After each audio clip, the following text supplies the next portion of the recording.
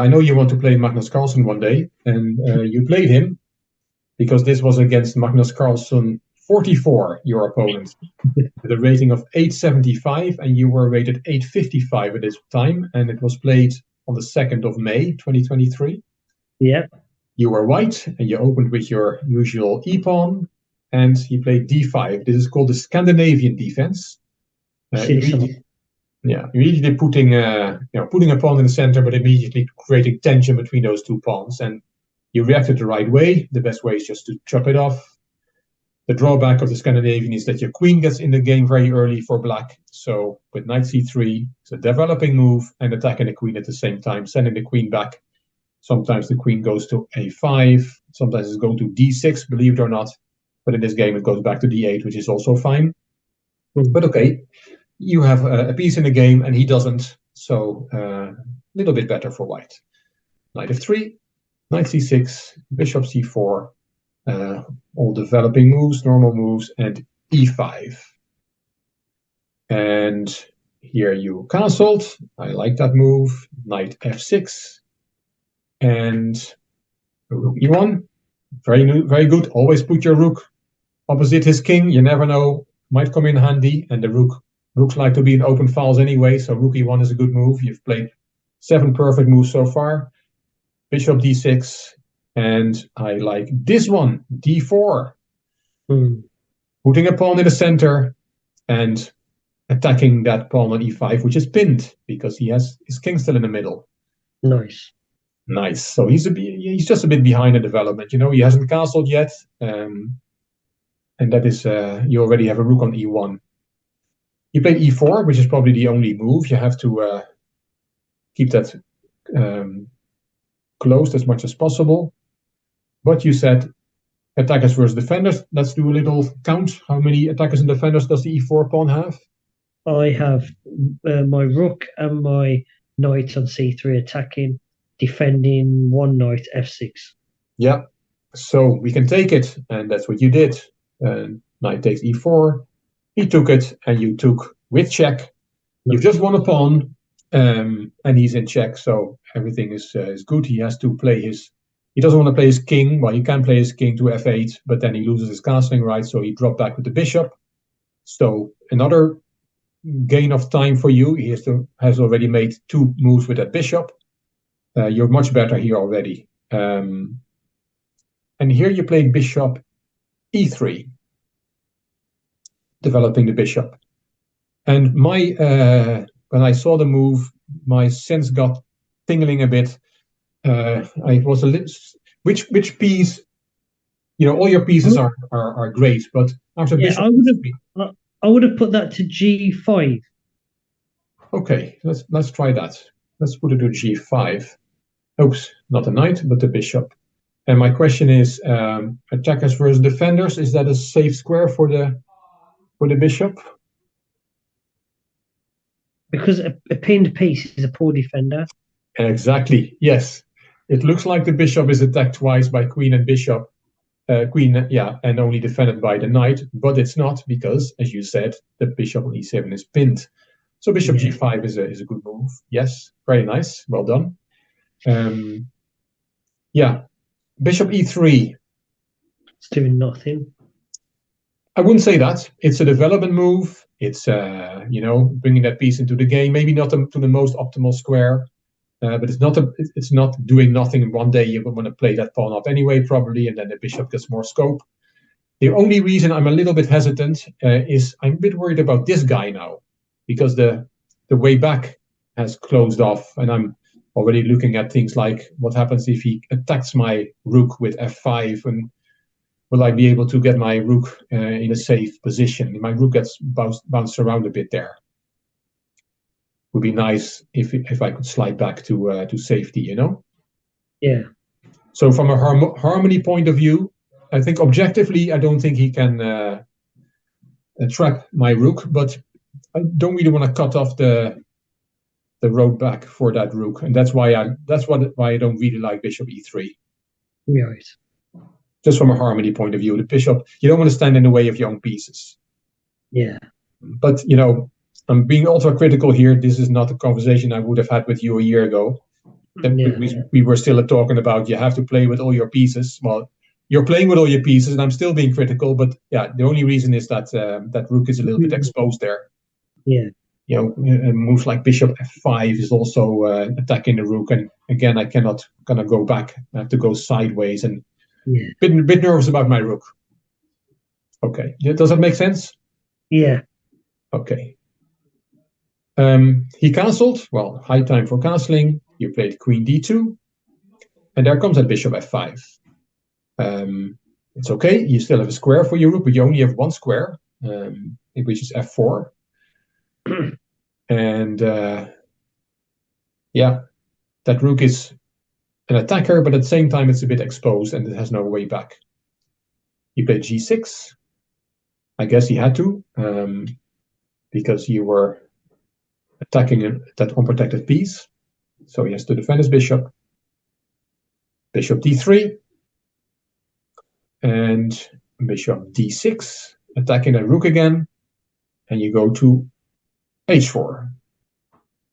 So you keep your rook alive, but barely, it's only, the rook is almost checkmated, let's say.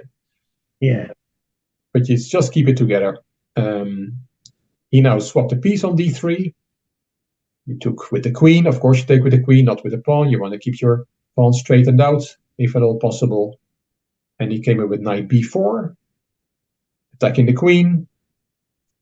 And you just drop back to d2. No panic. Yeah. Just drop back the queen. I think in the old days you would have played an outrageous queen move here, but here you just drop back. Yeah, I'm just about to say that, Rick. Before I would have played queen to b5. Yes.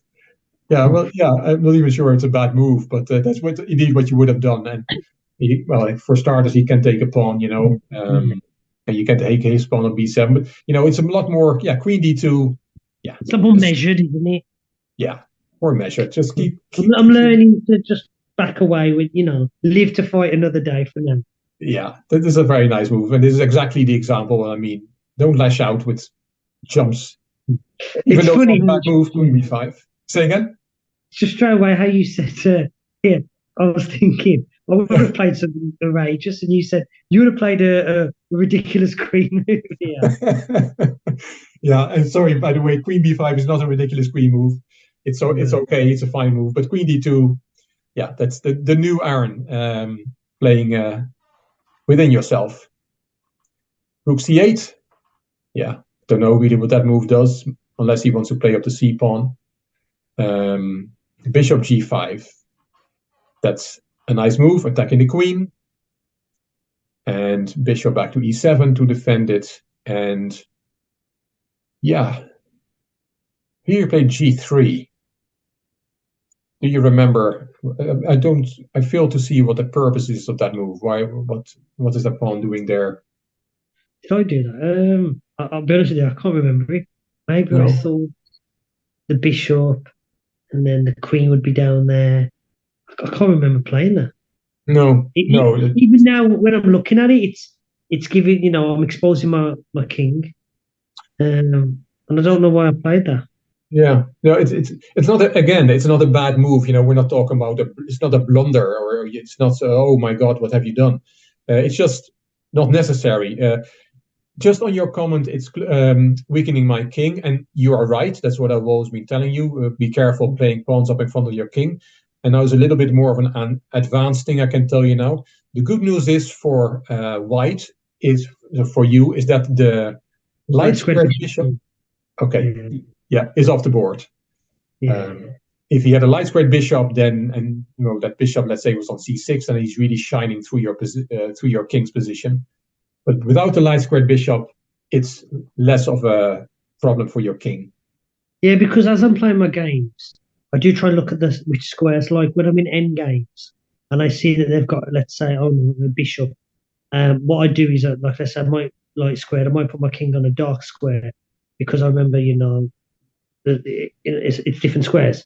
So when you just said, the only thing is I knew you were going to say that, and that's why I said it first. Yeah, no, great. So you pick those things up before I'm telling you them, which is great. In this position, you played g3. We both agreed that there's no real need for that move. if you talk to your pieces here, Aaron, which piece is telling you, hello, can I be part of this game of chess, please? Rook A1. Exactly. So how do we bring Rook A1 into the game? Well, if I move Rook to E1, an open file, then surely A2 is exposed. Exactly. Yeah, he can take it. Maybe there might be a problem with that. The knight might get trapped or something, but that is true. So if you're a bit worried about that, I really want to play Rook A1 because my Rook is telling me that he wants to be part of this game of chess. But I'm worried about losing the pawn on A2. What could you play first before you play Rook E1?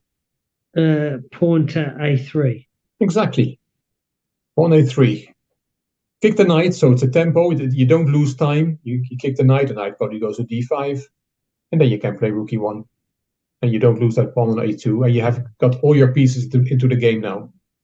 So in my mind, I'd say, right, the Rook wants to be at the party, but now it's exposed. So what I'll do is I'll move A2 to A3 first. He has to move, then I'll bring it back.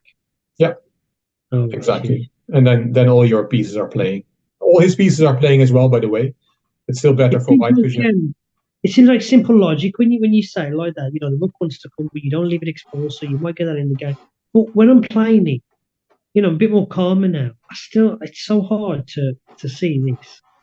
Yeah, it is, and that's why I picked this. This is a nice little learning moment, and that's that you all your pieces want to play. You know that, and the Rook on A1 you answered my question immediately. So you knew that Rook wants to play, and you say, my A2 pawn. Well, is there a solution? Can I do some? Can I kick that knight away? You could also play C3. That's also an option. You know, that does the same job. C3. It might be even better. You cover that pawn in a natural way, and the knight has to play, and you bring your Rook to E1. That's just the same thing. A3 or C3 is a matter of taste. Yeah. Yeah. Okay. Better than G3. G3 doesn't really add much to the position. Okay. He swapped on G5, and you took with the knight, and he played H5.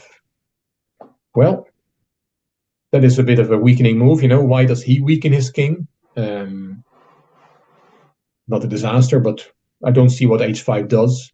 Yeah.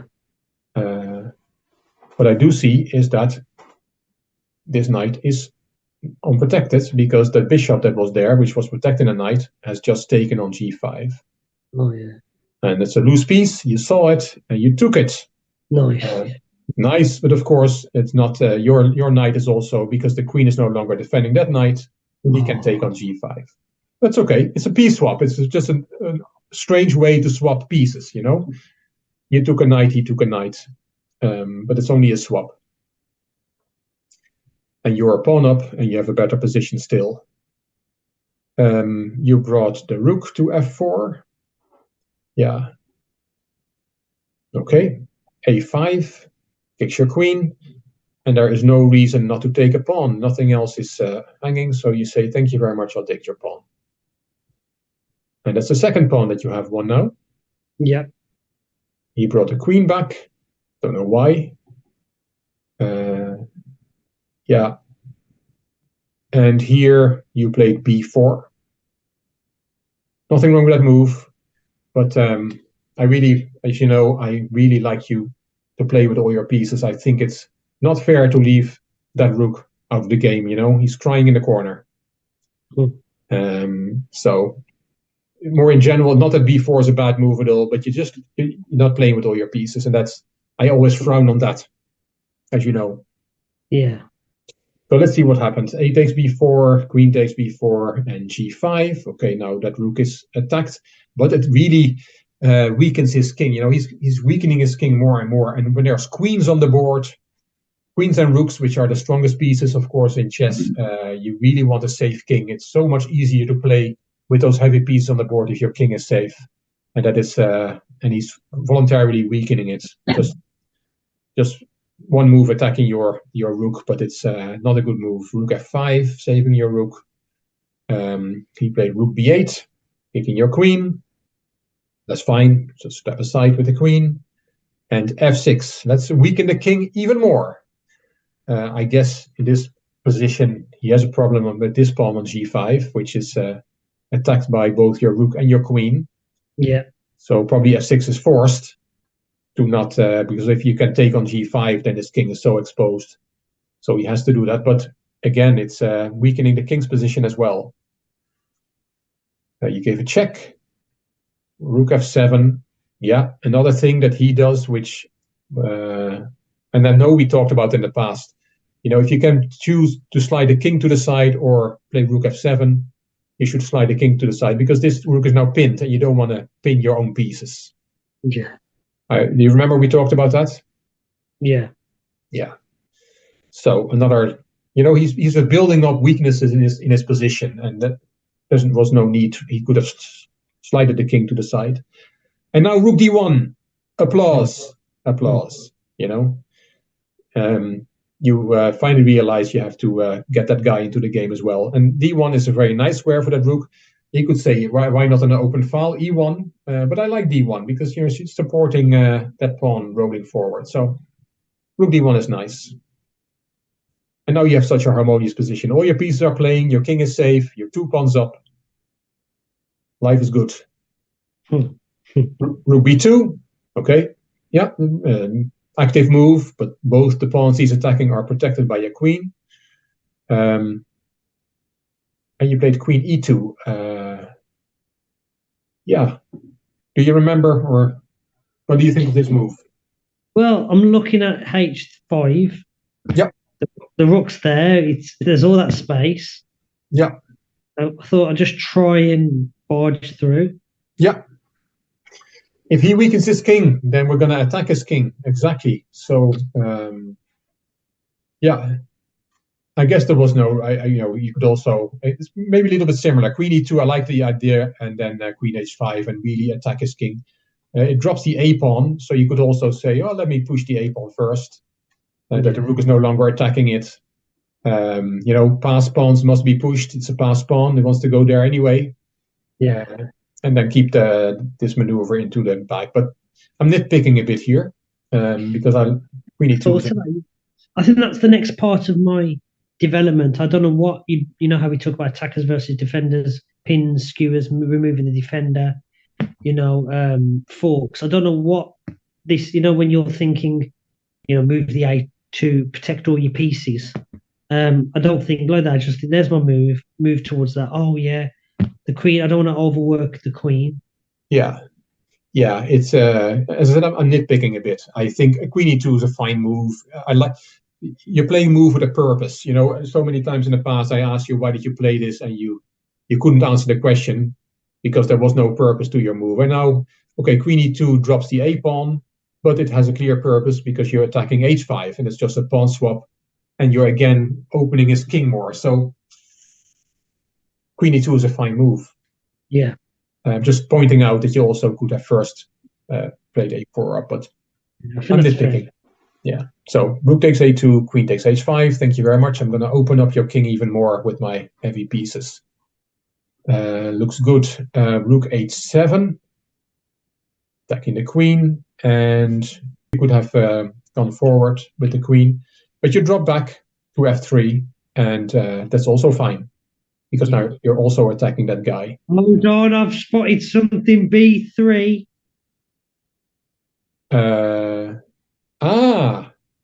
You spotted a double attack. Yeah. Yeah. Well, it came on the board because he was greedy. He says, I'm going to take on c2, but that doesn't change anything to the fork.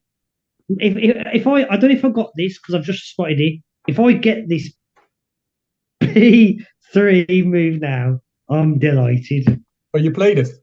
Yes. Yeah.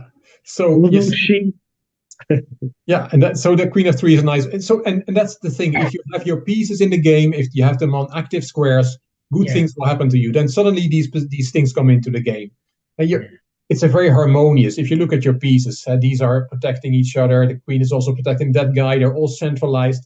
And now look at black's heavy pieces scattered around the board. One in one corner, the other one, rook in the other corner, and the queen on the back rank. it's you're 2 pawns up, but also your pieces and your king is safer. This is just a dream position for white, and then these things come into the position automatically. Suddenly there's a fork. Yeah. Yeah, it's he really should try and save his rook a6 or something to make sure he doesn't get that fork, but it doesn't really improve his position very much. I guess one plan is to start rolling with those guys and try to make a passed pawn there, Yeah. Anyway, we didn't get that far, and often in your games of your level, you don't get that far because there's some tactic. Rook takes e2, queen b3 check, wins the rook.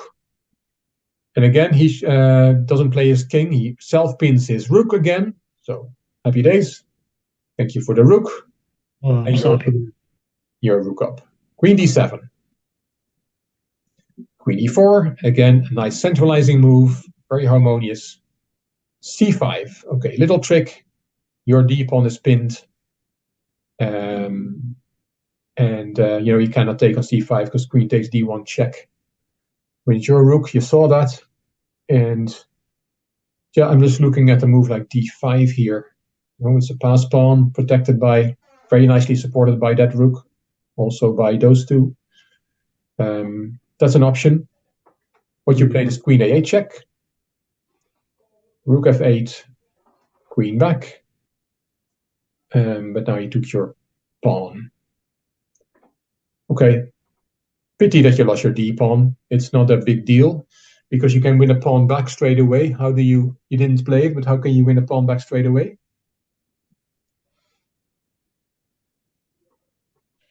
Queen to d5. So, hold on, how does that win a pawn? Because I thought if the queen takes, and then let's say he takes my queen. Yeah. And I take his queen. Yeah. Then. And this pawn is toast. Is that what you mean? Yeah. True. Yes, it's true. It wins. I guess my question was, this pawn is just attacked twice and only defended once. Yeah. So you could have taken on f6 as well. Everything wins here. You're just a rook up. Your move queen d5 is fine. It gets the queens off the board. That also is good for white. Yeah, that's probably a good moment to say it. We'll see it later in this game, but just to say it now, I like your move queen d5 check because it gets the queens off the board. If you're material ahead, try to swap pieces. Trade down. To finish off the game. The more pieces come off the board, the more heavy the factual way that you're a piece up. In this case, a rook up. Yeah. So queen d5, I like your suggestion a lot. And he doesn't have to take, but if he does, because it's check, and his queen is unprotected. So he's got, then I take, and then I'm a rook up. But you see, that answer, I would have been very reluctant, 6 months ago to lose my queen. But I'm happy to get them off the board now. Yeah, it's not. It's because you're not losing your queen. It's a queen swap, and yeah. And normally, let's say he still had a rook, right? If he had not lost that rook through your double attack, then I would say keep the queens on, because his king is so much more unsafe than your king, and then you would like to keep the queens on. But if you're already so much material up, then try to get them off, because you make your task in the endgame easier then. Make sense? Yeah. Yeah. Okay. Cool. You played h4 instead. Okay. Yeah. Well, it's always a little bit double-edged, and you're opening your own king a bit more, but at the same time, you're really breaking down the defense around his king. It's a good move. Queen d8.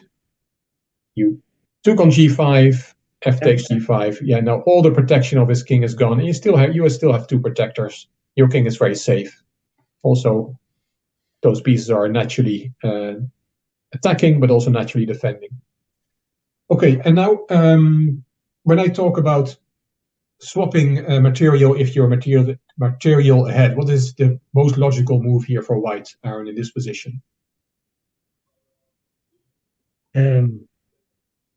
Rook to take f8. Exactly. Rook takes f8.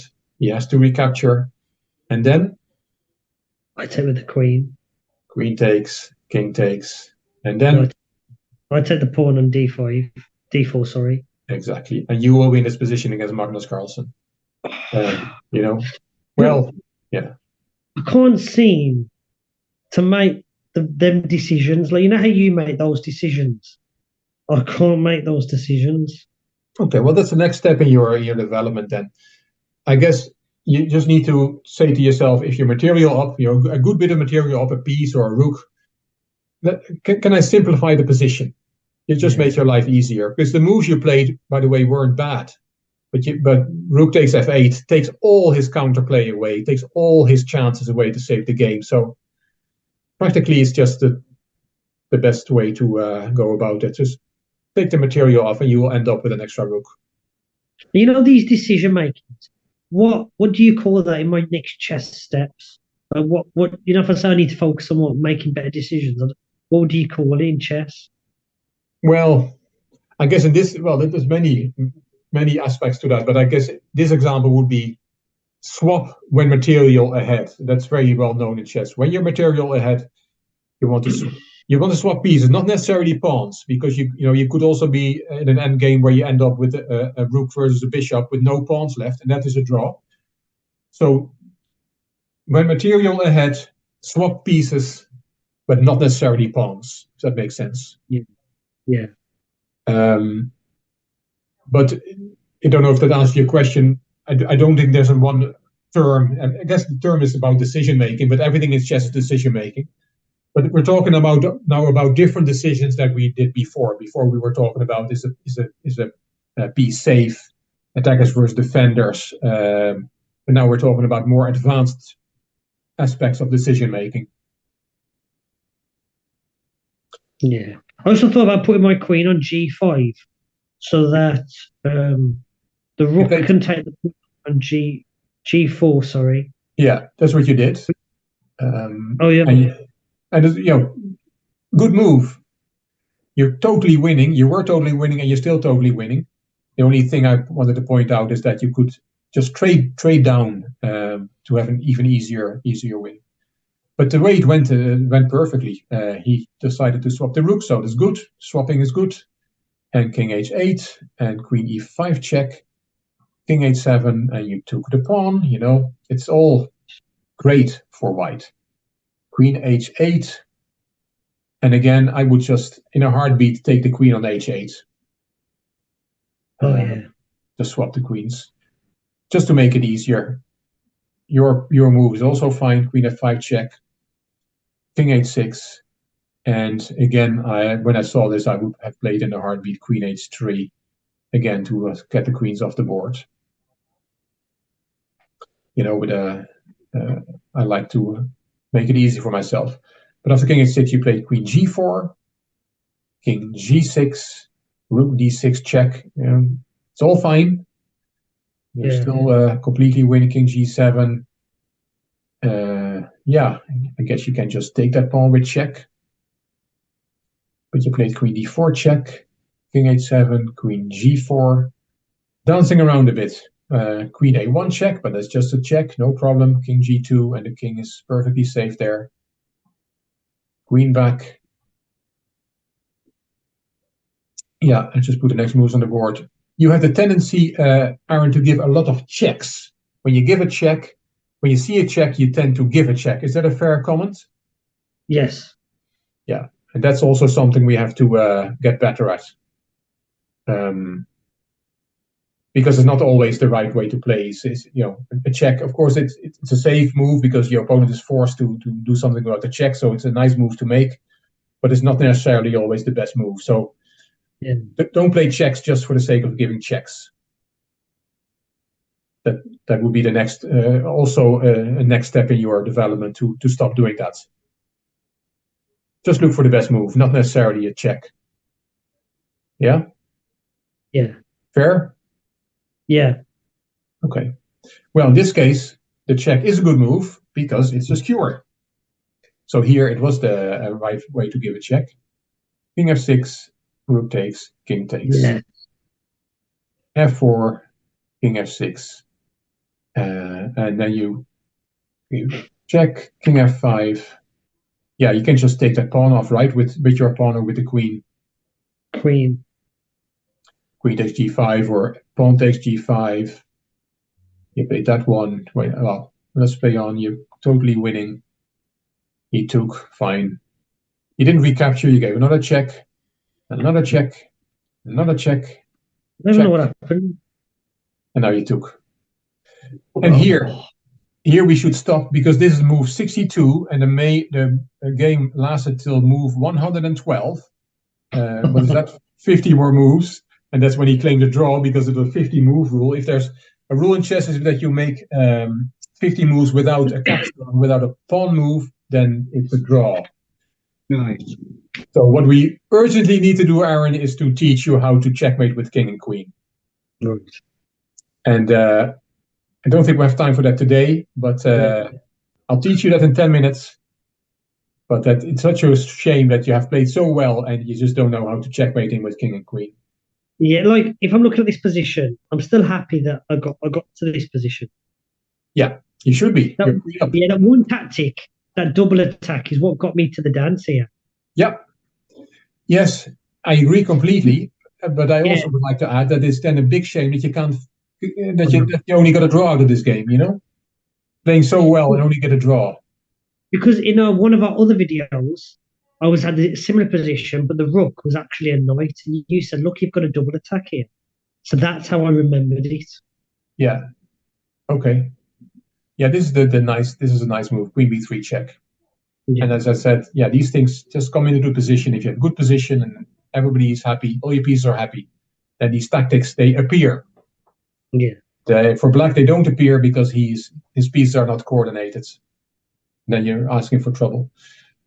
Yeah, but so well played. I've only got nothing but praise for you in this game. You played really, really well. This is very, very nice chess. You were 855 rated in this game, but you played this game at a level of over 1,000.